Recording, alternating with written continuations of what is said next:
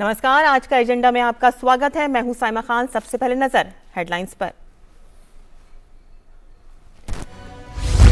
कर्नाटक में चुनाव प्रचार ने पकड़ा जोर। भाजपा के वरिष्ठ नेता अमित शाह और जेपी नड्डा करेंगे चुनावी रैली। अन्य दलों के नेता भी प्रचार में जुटे।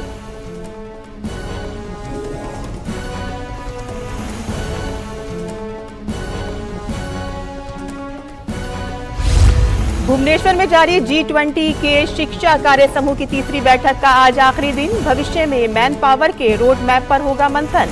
महीने में Y20 प्री शिखर सम्मेलन का भी होगा समापन।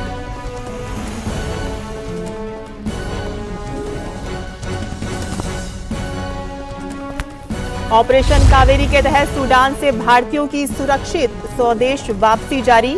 135 भारतीयों का 10वां जत्था सूडान से जद्दा के लिए रवाना हुआ। भारतीय दूतावास के अधिकारियों के परिवार के सदस्य भी समूह का हिस्सा।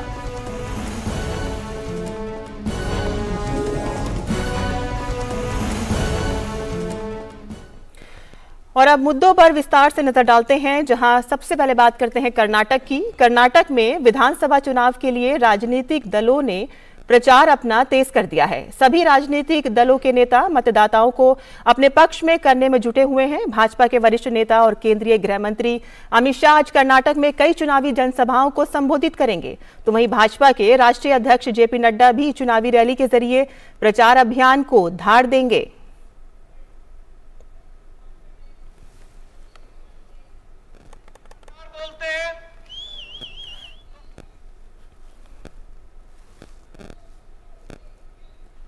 वहीं कांग्रेस और जेडीएस सहित अन्य दलों का प्रचार भी जोरों शोर से चल रहा है। कांग्रेस के राष्ट्रीय अध्यक्ष मल्लिकार्जुन खड़गे आज कर्नाटक में चुनावी रैलियां करेंगे। कांग्रेस के वरिष्ठ नेता राहुल गांधी भी जनसभा को संबोधित करेंगे। बता दें कि राज्य में 10 मई को विधानसभा चुनाव के लिए मतदान होगा।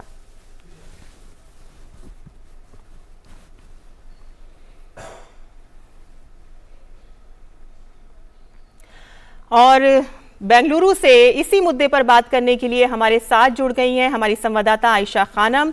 आयशा, हम देख रहे हैं कि लगातार वहां पे चुनावी पारा जो है वो तेज होता जा रहा है।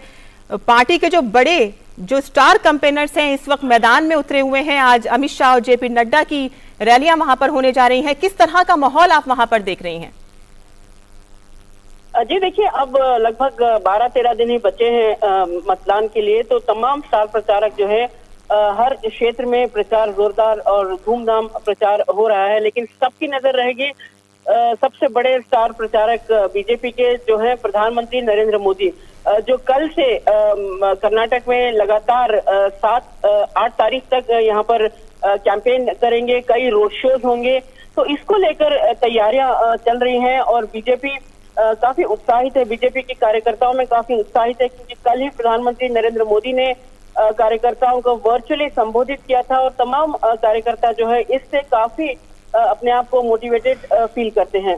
तो ऐसे में प्रचार जो है जोर शोर से चल रहा है। लेकिन कांग्रेस की तरफ से प्रचार के दौरान जिस तरह की भाषा का इस्तेमाल हो रहा है उस पर भी बीजेपी ने पलटवार किया है, क्योंकि कल कांग्रेस के अध्यक्ष मल्लिकार्जुन खड़गे ने प्रधानमंत्री नरेंद्र मोदी पर पर्सनल अटैक करने के बाद जो है कर्नाटक में जो कैंपेन का एक माहौल था वो काफी जहरीला माहौल बनता हुआ नजर आ रहा है। तो बीजेपी ने अपनी रणनीति के तहत कांग्रेस पर पलटवार किया है। और दूसरी तरफ जेडीएस का कैंपेन भी पूर्व प्रधानमंत्री देवेगौड़ा खुद मैदान में उतरकर कर रहे हैं और कुमारस्वामी जो है पूर्व मुख्यमंत्री वो भी प्रचार में लगे हैं।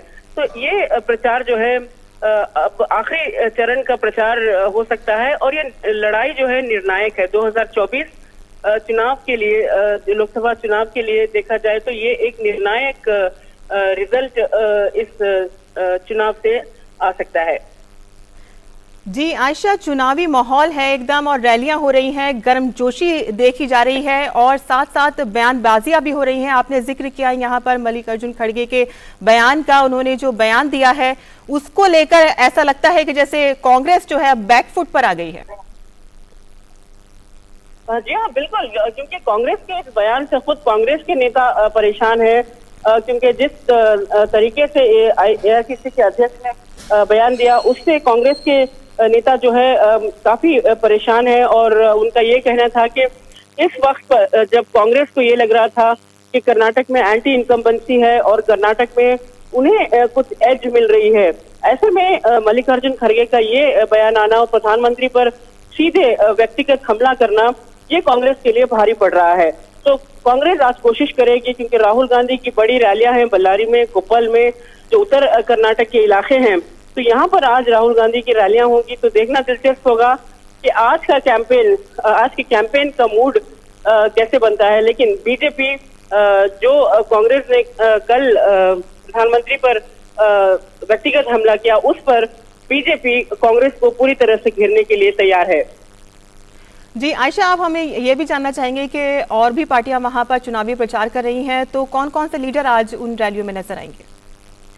देखिए, बीजेपी के अध्यक्ष जेपी नड्डा रहेंगे, अमित शाह प्रचार करेंगे और पूर्व प्रधानमंत्री देवेगौड़ा और कुमारस्वामी प्रचार करेंगे। और दूसरी तरफ से आप की तरफ से भी बेंगलोर में खासकर चिकपेट की जो सीट है, यहाँ पर आप जमकर प्रचार कर रहा है, क्योंकि आपको उम्मीद है कि कम से कम इस चुनाव में उन्हें 5 सीट का जो उन्होंने लक्ष्य रखा है उस पर जीत हासिल हो सकती है। तो आप आम आदमी पार्टी जो है इस चुनाव में काफी सक्रिय नजर आ रही है और उनका ये मानना है कि कर्नाटक में जो भ्रष्टाचार का मुद्दा है वो आम आदमी पार्टी की जो कैंपेनिंग है उसका हिस्सा रहेगा। जी आयशा, बहुत बहुत शुक्रिया इस तफसीलात के लिए। और आगे चलते हैं और अब बात करते हैं दूसरे मुद्दे की, जहां G20 के तहत भुवनेश्वर में चल रही तीसरे शिक्षा कार्य समूह की बैठक का अंतिम दिन है। बैठक में G20 सदस्य देशों, आमंत्रित देशों और अंतर्राष्ट्रीय संगठन देशों के 60 से अधिक प्रतिनिधि भाग ले रहे हैं। और बैठक के अंतिम दिन आज सभी प्रतिनिधि ओडिशा स्थित यूनेस्को के विश्व विरासत स्थल कोणार्क मंदिर को देखने जाएंगे। ये मंदिर अपनी भव्य वास्तुकला और मूर्तिकला के लिए पूरी दुनिया में प्रसिद्ध है। ये मंदिर राज्य के समृद्ध सांस्कृतिक विरासत का प्रतीक है और एक प्रसिद्ध पर्यटक स्थल भी है। कार्यक्रम में उद्योग, शिक्षा जगत और स्टार्टअप पहलों की भागीदारी के साथ ही एक मल्टीमीडिया प्रदर्शनी को भी प्रदर्शित किया गया है।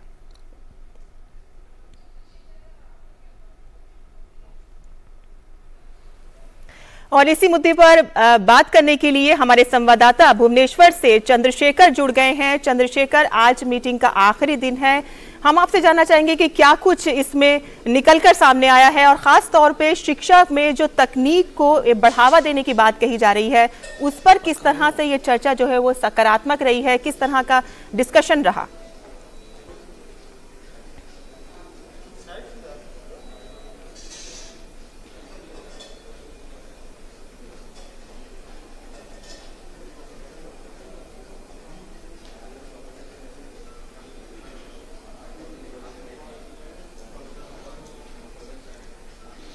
देखिए, निश्चित तौर पर ये एक सकारात्मक मीटिंग कही जा सकती है, क्योंकि जितने भी G20 डेलीगेशंस के जो लोग यहाँ पर मौजूद थे उनसे हमारे प्रतिनिधियों से जो बातचीत हुई है उससे लगता है कि काफ़ी ज़्यादा वो खुश हैं इस मीटिंग को लेकर के। और भारत की अध्यक्षता में जिस प्रकार से G20 की जो मीटिंग्स हो रही हैं एक के बाद एक लगातार, उनसे काफ़ी खुश होते नजर आ रहे हैं, क्योंकि यहाँ पर वैश्विक रूप से जो भी समस्याएँ हैं एजुकेशन लेवल को लेकर के या तो उसको सॉल्व करने के लिए यहाँ पर एक सामूहिक एक समझौता तैयार करने की कोशिश की जा रही है और उस कदम की तरफ वो आगे बढ़ रहे हैं। तीसरा चरण अब इसको कहा जा सकता है और जब पुणे में ये चौथे मीटिंग होगी और उसमें कहा जा सकता है कि फाइनल ड्राफ्ट जो बनकर तैयार हो जाएगा। अभी जो अंदर क्लोज डोर मीटिंग चल रही है उसमें भी जो G20 शिक्षा मंत्रियों का जो एक शून्य मसौदे पर पहुंचने की कोशिश यहाँ पर की जा रही है। और इसमें कोशिश ये है कि जो G20 न सिर्फ G20 देश बल्कि जो अन्य वैश्विक रूप से भी जो आवश्यकताएं अभी शिक्षा पाठ्यक्रम में होनी चाहिए या फिर इंडस्ट्री को साथ लेकर के किस प्रकार से एजुकेशन सिस्टम बनना चाहिए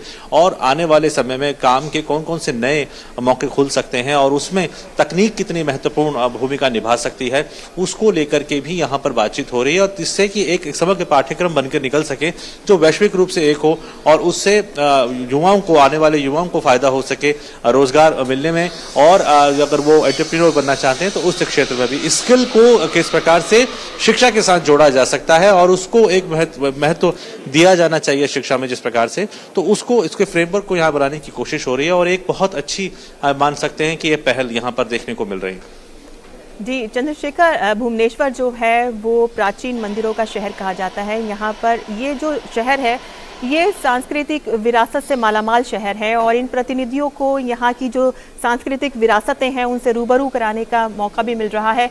किस तरह का एक्सपीरियंस ये लोग ले रहे हैं?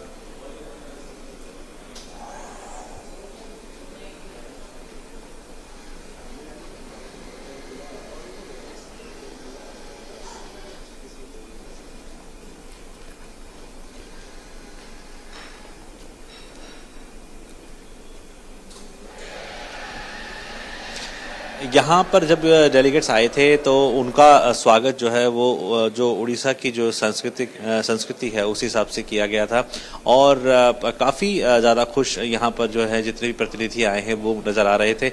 आज का जो कार्यक्रम है इससे पहले भी एक सांस्कृतिक संध्या यहाँ पर हुई थी, उसमें भी काफ़ी प्रसन्न दिखे थे।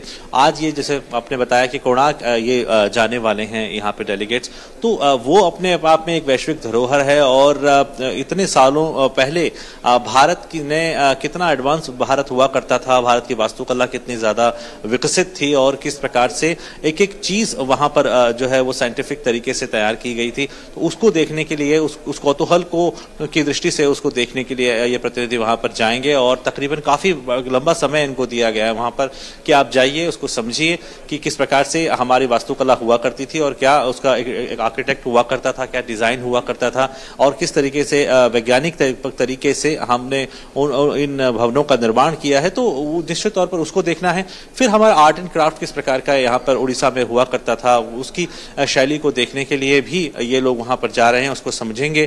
तो जो भी आप जानती हैं साइमा की हमारे जो भी भवन निर्माण कला थी उसमें हमारे जो जीवन है उसको उस पे अंकित किया जाता था, चिन्हित किया जाता था और जो संस्मरण है उसको वहां पर उकेरा जाता था दीवारों पर और वो ही चीजें जो हैं वो ये उनको कौतूहल की दृष्टि से ये सैलानी वहां पर देखते हैं। तो उसी प्रकार से वहां पर एक सांस्कृतिक संध्या भी होगी।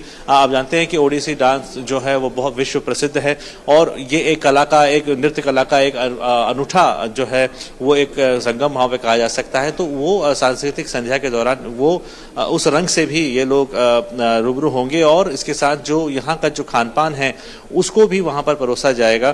तो आप मान सकते हैं कि इनके लिए भारत को जानने, समझने और यहाँ के खान पान को देखने, यहाँ के वेशभूषा को समझने का भी एक नायाब अनुभव इनको यहाँ पर मिलने वाला है आज। जी चंद्रशेखर, बहुत बहुत शुक्रिया हमें ये तफसीलात देने का। और आगे बढ़ते हैं, जहां G20 के तहत लेह में चल रही Y20 प्री समिट की बैठक का भी आज समापन होगा। बैठक में 100 से अधिक प्रतिनिधि भाग ले रहे हैं। ये समिट खुली चर्चा, प्रस्तुतिकरण और परस्पर संवाद के लिए मंच उपलब्ध कराएगी, जो युवाओं के सामने आने वाली चुनौतियों को दूर करने और उनके विकास के लिए एक रोड मैप तैयार करने पर ध्यान केंद्रित करेगी। Y20 प्री समिट अन्य हितधारकों के साथ सहयोग और नेटवर्किंग के अवसर प्रदान करेगी और युवाओं के विकास में योगदान देगी। सभी प्रासंगिक हितधारकों के इस अवसर का लाभ उठाने, सीखने, नेटवर्क बनाने और एक दूसरे के साथ जुड़ने की अपेक्षा की जाती है।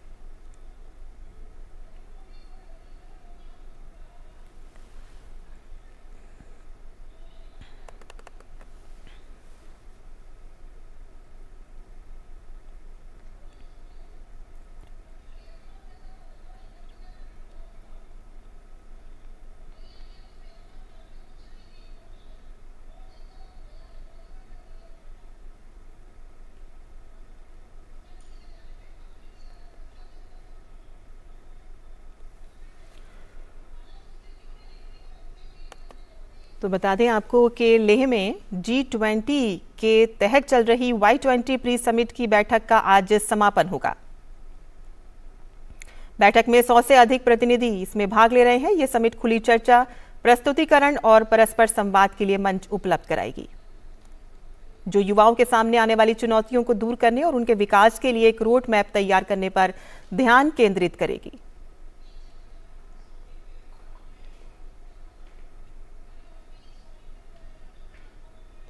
और Y20 प्री समिट अन्य हितधारकों के साथ सहयोग और नेटवर्किंग के अवसर भी प्रदान करेगी और युवाओं के विकास में योगदान देगी।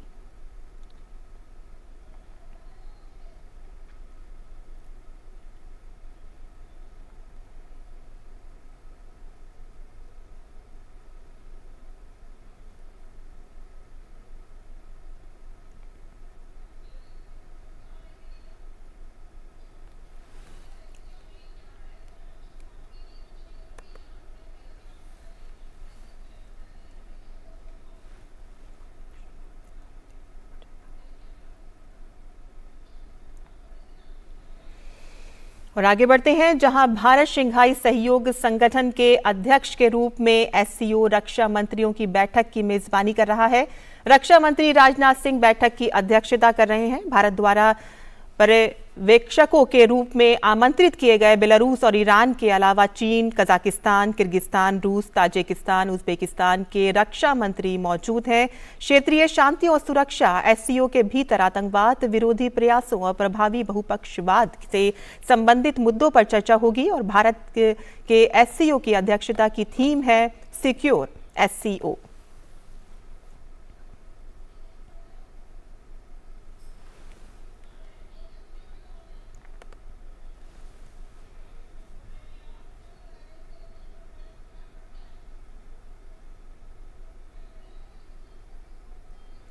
बता दें आपको कि भारत शंघाई सहयोग संगठन के अध्यक्ष के रूप में एससीओ रक्षा मंत्रियों की बैठक की मेजबानी कर रहा है। रक्षा मंत्री राजनाथ सिंह इस बैठक की अध्यक्षता कर रहे हैं। और आगे बढ़ते हैं, जहां ऑपरेशन कावेरी के तहत सूडान में फंसे भारतीयों की निकासी लगातार जारी है और इसी कड़ी में पोर्ट सूडान से 135 भारतीयों के 10वें जत्थे को लेकर भारतीय वायुसेना के C-130J विमान ने जद्दा के लिए उड़ान भरी है और इससे पहले 326 भारतीयों के साथ INS तरकश पोर्ट सूडान से रवाना हो गया है। वहीं जद्दा में मौजूद विदेश राज्य मंत्री वी मुरलीधरन ने भारतीय वायुसेना के C-130J लाए गए 121 भारतीयों के 8वें जत्थे का गर्मजोशी से स्वागत किया। वी मुरलीधरन ने बताया कि दूतावास के अधिकारियों के परिवार के सदस्य भी इस 8वें जत्थे का हिस्सा थे।